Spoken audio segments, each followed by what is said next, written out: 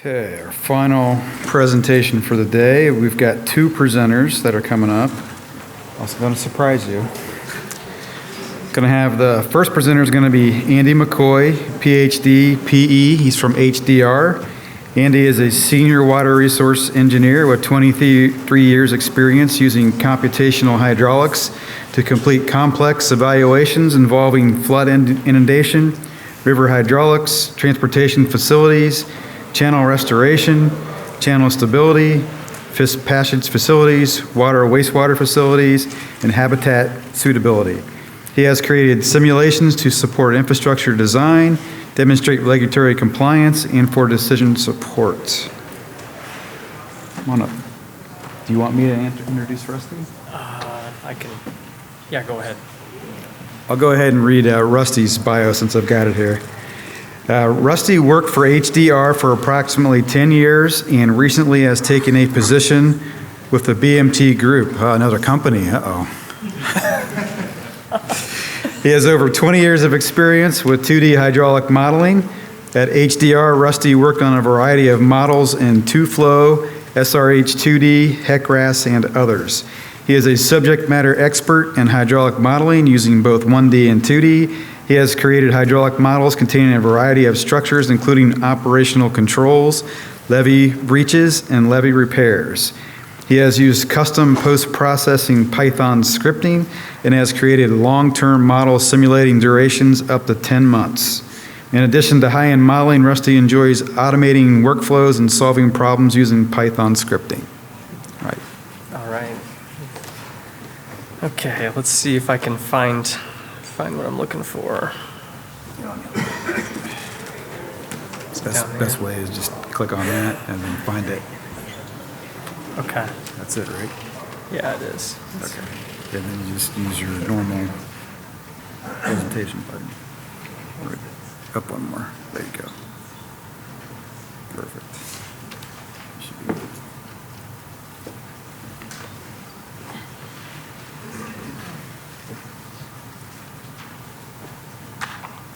Okay. All right. Well, thanks so much for that introduction. And yeah, I'm Andy McCoy. I'm with HDR in Des Moines, Iowa. And today we'll be talking about Missouri River modeling for resiliency. And as already introduced, Rusty Jones is the co-presenter. And we also want to acknowledge Iris Brenner, who's an EIT also back in Des Moines, who did a lot of heavy lifting with Rusty on this particular work. And also want to acknowledge Iowa DOT, who we did all this work for the Iowa DOT, and so Dave Clayman is here. And then Bill Kaufman isn't here. He's also somebody that was heavily involved. And then for the future, Jim Ellis will probably be involved in this type of work for Iowa DOT.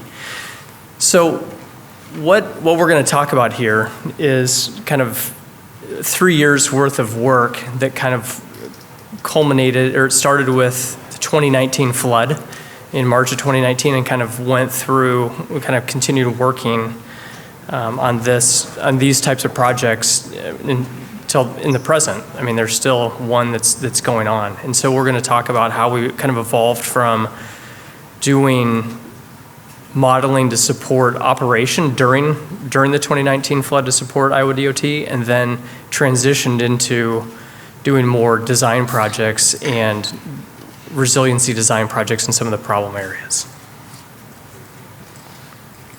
So that's just kind of an overview of where we're going. And I'm not going to try to reconstruct what led up to the 2019 flood in this part of America. Nebraska DNR has a great story map, and Iowa DOT has hundreds of pictures and videos, which most of the nice photography for this presentation comes from the Iowa DOT. But there's been a lot done on the 2019 flood and what led up to that already. And for me, what's important and what happened, the spring of 2019 was extremely cold in the upper Midwest, and there was maybe 16 inches of snow still on the ground in Nebraska in early March. The frost depth was extremely deep, and mid-March, the temperature with the bomb cyclone went to 65 degrees, and all the snow melted or tried to melt, and then on the frozen ground, there was 3 inches of rainfall that occurred. So you have an enormous amount of water running across frozen ground, goes into the Missouri River and the Platte River, and then creates, just chaos downstream. So hundreds of miles of levees impacted, levee breaches, roadway, rail embankments, all kinds of communities affected. So that's kind of the backdrop for what was occurring March 2019. I'm not going to go into some of the real details of this. This will set the stage for some of what Rusty's going to talk about in the further kind of the investigations that we're working on to create more resilient areas in some of these project areas. But you can see, I'll kind of go through some of the damage areas, working from kind of downstream to upstream in the river valley. Hamburg, it's Highway 333 needed to have a higher level of service. State Highway Iowa 2, same thing. There was Iowa 2 needs to have a higher level of service, and then there's also quite a bit of commercial property impacted by the flood as well. The Bartlett area, a little bit closer to Omaha, had quite a bit of destruction. You can see a lot of the concrete destruction and roadway destruction, but that was an area that was going to needed to have more resilience and protection of the embankment in the future. The Interstate 680, Interstate 29 area, also a lot of destruction. It's really, over 100 miles along I-29 and state highways from, north of Omaha all the way down past and into the Missouri border. But I-680, I-29, looking for a higher level of service out of those highways, as well as, letting the embankment stay in place during the next flood. So creating a better solution and protecting the embankment against a future event. So that's a little bit of the backdrop. And when Rusty kind of transitions and starts talking about the design, we'll kind of revisit some of those areas. But the genesis of the hydraulic model was, modeling during the event, right at the time, shortly after the devastation. Iowa DOT was in a situation where they had hundreds of miles of interstate and highway that was damaged. The level of service was decreased significantly everywhere.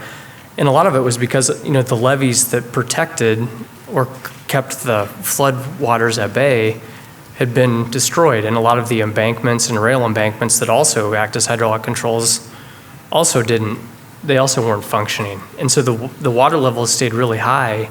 And so every time there was a threat of rain, or the Corps of Engineers would give a new estimate of what was coming downstream in the Missouri River, the DOT would wonder what's going to happen, what's going to happen in terms of what else is at risk, when can we get the traveling public back going. And so we were talking to them, and the only solution was to do a really detailed hydraulic model of the Missouri River that we could essentially look at what the Corps of Engineers was forecasting and then translate that to water levels at DOT infrastructure. And so that we started working on that, probably in April. And I think probably by May we started to put together and have a serviceable, we did the best we could in the time that we had, but it was probably about a 50-mile long model. And we used two-flow HPC and felt pretty good about the limited calibration we were able to do. And we were getting decent enough results to be able to help DOT figure out how to internally communicate between the different groups, also communicate with the Army Corps when they needed to, and just figure out what they would be facing as different conditions were changing over really from March until early fall is kind of what the period of record was for that. So a couple of highlights on the two-flow model. The smallest cell sizes were 40 feet. The largest ones were about 160 feet. All the terrain was, the underlying terrain was brought through subgrid sampling. And so very, very detailed effort, about 1 million cells that were wet. And a 30-day simulation of hydrograph in the Missouri River took about 3 hours to run. So when the Corps would update their releases and further upstream, in about 3 hours, we'd kind of know what was going to be happening, or what that would mean for the different focus areas and problem areas throughout the reach. And then just to give a little bit of what the model kind of had in it, it wasn't just water flowing over the landscape. It had a lot of detail in terms of which breaches had occurred, how big they were, and then the real challenging thing was they all had different. Some of them were being repaired almost immediately. Some of them weren't going to be repaired for, the next few years, and so it was a little bit challenging to understand which were acting as hydraulic controls and allowing water through to threaten some of the roadways, and which ones had already been repaired. So that was part of it. And then, of course, hundreds of miles of break lines representing levees, railroad embankments, and different roadways. So that's essentially what the two-flow model contained that we were able to use to really help Iowa DOT get through kind of a crazy, crazy spring, summer, and early fall. And I think it's Rusty's turn to talk about, once we transition from operational model into, okay, so now there's areas that need to be improved. How are we going to improve them? Thanks, Andy. So the next step, we had this detailed model, working with the DOT on it. It covers breaches. It's got lots of detail in the floodplains. And so the next step, the DOT wanted to kind of apply this model to add resiliency. And when I work on this slide, I have to try to keep it non-political. I keep trying to tell myself, don't say build back better, don't say build back better. But so I guess I said it. But that's kind of the sentiment that they're looking for, is what can we do to make things just a little bit better. And so when we started to look at mitigation, we decided to look at it, and we looked at all different kinds of domains. So there's just a bunch of different ways that we looked at it. I guess to justify my being here in the Watershed model, I will point out that this one right here, we actually did some rain on grid. So, mostly we were interested in what's happening with breaches and stuff, but we do have one in there that's rain on grid. But now when we look at all those different pieces, the nice thing is because we're feeding it in with two-flow, we kind of just feed in GIS layers. So we were feeding in the exact same GIS layers, and two-flow would use the ones that applied, and the ones that were out of the area didn't. So it wasn't like we were making a ton of work by dividing it up and looking at it different ways. And so what we wanted to do was evaluate different mitigation options and in different areas. So we would say, what are we interested in here, with the DOT, work with them. A lot of the ideas of what to look at and what to try came from them. And we would put it in the model and for a specific thing and get out something like this, where we'd compare and say, in these areas where it's mostly transparent, that means that we basically saw no change. Usually we looked at 1/10. Sometimes we went down even further to like 100th. Areas that are kind of on the red scale or increases in water level, and blues or decreases. The darker the color, the bigger the change. Oh, and then areas that are hatched are kind of, they changed from wet to dry or dry to wet. So those are the kinds of things we were analyzing with all kinds of different areas and all kinds of things that we looked at. So kind of moving through top to bottom, bottom to top, like we did with Andy's pictures. We started in the Hamburg area, and we were looking at what can we do to improve things here. Now, the good thing is for the city of Hamburg themselves, the Army Corps of Engineers is raising this levee here, something like 8 feet. So that's happening, or I think maybe done right now. And so that's going to help the town themselves, but the DOT wanted to kind of improve their infrastructure a little bit. So we looked at what would happen if we did grade raises. We looked at some culvert closures. We looked at some different events, breaches in different places. What could we do in the Hamburg area? And in Hamburg, one of the things that we saw quite often was, we can do whatever we want over here and it doesn't really matter. It just fills up like a bathtub. The water sits there. Whether we raise the road or don't raise the road, it's not going to really change the flood depths, but we might be able to keep our road open longer. Moving up to different areas. So in the Iowa 2 State Highway, cuts across. This was an area we see down here in the corner that there was a lot of flooding for these businesses right here. And one of the problems is the water can get trapped up in this area west of I-29. If you have a breach up in this area, it'll get trapped in there. So we looked at adding a couple bridges here, a berm to protect the businesses, and some extra conveyance to try to get the water through the area without as much flooding. Some of this is already in design and moving forward. As well as some of the stuff in Hamburg is also. This is an example. We looked at a lot of different options and things, several alternatives that we looked at. Again, this is basically no change. A little bit of an increase over here, but it's areas that's not real sensitive, and we've protected the areas where the buildings and businesses are. Moving up again a little bit further, some of those pictures that we saw earlier had a lot of that really impressive.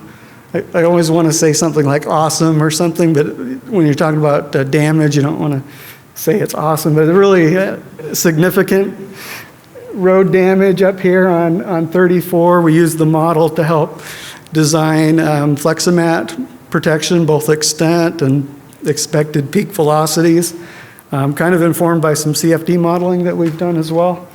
And we also looked at what can we, with I-29 right here splitting the floodplain, are there ways we can try to decrease how much flow gets onto that east side? Looking at closure structures, can we make it drain better at the bottom? Lots of different things we looked at here. I don't have an example of the results, but these are, we could kind of spend a lot of time on each one of these, and this is just kind of, showing all different areas that we looked at all through this corridor by just slicing up the same model and looking at it in a little different place. And so this 680 I-29 area, I-29's this way. We've tilted the map, so north is to the right. I-680 is this way. These roads flood quite frequently. There's this green levee here. One of the things that the DOT identified was that this stretch was the levee height varied very significantly. So in some places, it would overtop in like a 5, maybe a 10-year event. In other places, even a 200-year wouldn't overtop. And so they came up with this plan. Well, what do we look at if we say, well, let's make it all kind of a 50-year event? We can't raise the water level in a 100-year event, so we can't really be holding back more water in a 100-year event. But if a 25, 30-year event, can we protect this area in here from being flooding? So we looked at like a 50-year event in there. And again, we looked at a lot of different combinations of things, and apparently this was alternative 4D. So, there were numbers and letter combinations to try to, categorize all of these things. And this is just one example of what we looked at. And by putting that levee at kind of a more consistent height, we were able to not raise the water levels upstream, decrease the water levels kind of adjacent and in here. And we had some berms and things. We do concentrate the flow a little bit down here. Now, part of what was going on here, the longer story, is we're seeing some of this decrease because we're comparing to when this was permitted, and between when this was permitted and recent times, this roadway is lower.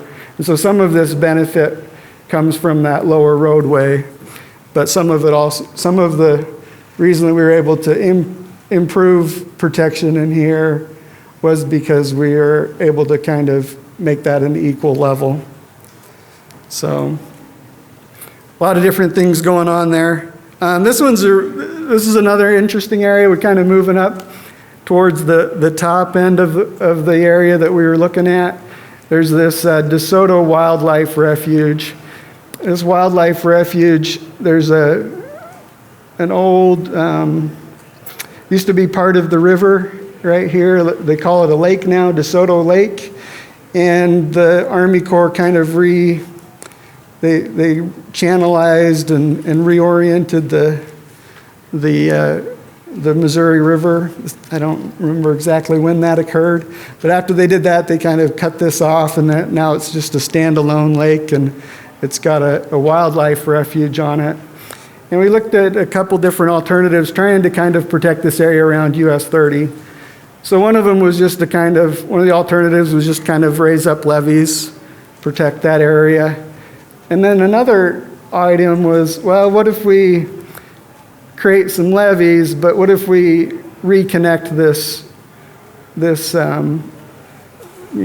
lake, the old channel, reconnect the old channel by lowering, just at high flows, lower this area here and lower this area here, reconnect it at high flows during flood events to be able to add some conveyance there. And this is kind of what we're seeing. Now this alternative A where we just add levees, it protects this area, protects the area around US 30. For this event, we looked at all kinds of events from I can't remember, the 10-year to the 1,000-year or something to kind of see what was happening at different events. But this one, we create a bunch of increases on the side of the levee as well. This work's all kind of still going on, so this isn't maybe final. Over on this other one where we reconnect things, we actually lower the water level over here. And there's a town right here behind right behind my legend, but this area here, we're seeing lower water levels against the town. We do concentrate the flow a little bit at the bottom end, but that's an area that's not particularly sensitive.